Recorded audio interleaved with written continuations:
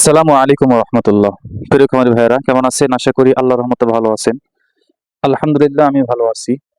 তো এর আগে একটা ভিডিও দিয়েছিলাম যে আমার এই গরুগুলো ক্রয় করার পরেই এফএমডি ধরেছিল, মানে খুরা রোগ। তো আমি বলবো যে বর্তমান সময়ে ঈদের পর আমার গরু কেনা উচিত হয়নি।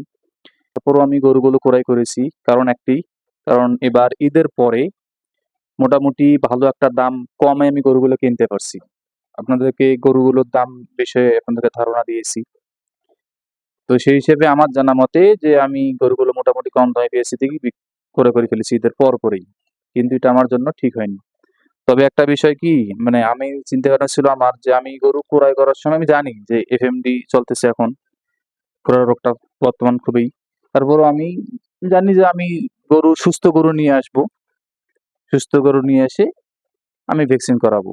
কিন্তু আমাকে ভ্যাকসিন করানোর সেই সময়টা দেয়নি। মানে গরু ক্রয় করার ৬ দিন পর আমি চিন্তা ভাবনা করছিলাম যে ৮-১০ দিন গেলে আমি ভ্যাকসিনটা করে ফেলবো। ৬ দিনের মধ্যে আমার গরুকে এফএমডি অ্যাটাক করে দিছি। খুরা রোগে অ্যাটাক করে দিছি। তো আমাকে ভ্যাকসিন দেওয়ার সময় দেয়নি। তো আলহামদুলিল্লাহ আমার গরুগুলো ট্রিটমেন্ট দেওয়ার মাধ্যমে সুস্থ হয়ে গেছে আল্লাহর রহমত। তো আপনারা যারা নতুন খামারি আছেন বা গরু কিনতে চাচ্ছেন, দয়া করে এই সময়ে আপনারা গরু ক্রয় করবেন না। কারণ যারা বিশেষ করে নতুন আছেন তাদের উদ্দেশ্যে বলতেছি, আপনারা ভুলেও এই সময় গরু ক্রয় করবেন না। এই সময় গরুর দাম একটু তুলনামূলক কম আছে, তারপরও আপনারা গরু ক্রয় করবেন না। অন্তত আরো ১৫ থেকে ২০ দিন ১ মাস পর গরু ক্রয় করেন। দাম ২, ৫, ১০,০০০ টাকা বেশি হলেও পরে করেন। এই সময় গরু ক্রয় করার কোনো দরকার নেই। কারণ এই সময় প্রচুর পরিমাণে এই খুরা রোগ দেখা দিচ্ছে। আমার এদিক এদিক বা আমি হাটে গেছিলাম, হাটেও এরকম। অনেক গরুর খুরা রোগ, বা ভালোর দিকে অর্ধেক সুস্থ হইছে বা অ্যাটাক করছে এরকম। তো আপনারা যদি দেখেন যে সুস্থ গরু নিয়ে যাবেন, তারপর দেখবেন বাসায় যাওয়ার পরে অ্যাটাক করছে। মানে ওই ভাইরাস তার ভিতরে ধরে গেছে। তো এখন আপনারা গরু ক্রয় করা থেকে বিরত থাকুন। আর যারা গরু ক্রয় করে ফেলছেন অলরেডি ১০, ১২, ১৫ দিন হয়ে গেছে, আপনাদের কাছে অনুরোধ, গরু সুস্থ আছে আপনার, আপনি ২, ৪০০, ৫০০ টাকা খরচ করে আপনি ভ্যাকসিনটা করাই দেন। ভ্যাকসিন আপনার সুস্থ গরুকে আপনি টাকা খরচ করেন, তারপরেও ভালো। তারপরেও যদি এই রোগ, এই এফএমডি যদি ভাইরাস যদি একবারে অ্যাটাক করে, তে আপনি কিন্তু শেষ। ২, ৪, ৫,০০০ টাকা চলে যাবে, এমনকি আপনার জিনিসও নষ্ট হইতে পারে। আল্লাহ না করুক। তো আলহামদুলিল্লাহ আমার গরু আল্লাহ তাআলা নষ্ট করেনি, সব ঠিক রাখছে। যারা নতুন তারা হতাশ হয়ে যাবেন। প্রচুর সময় দেওয়া লাগে, প্রচুর যত্ন করা লাগে।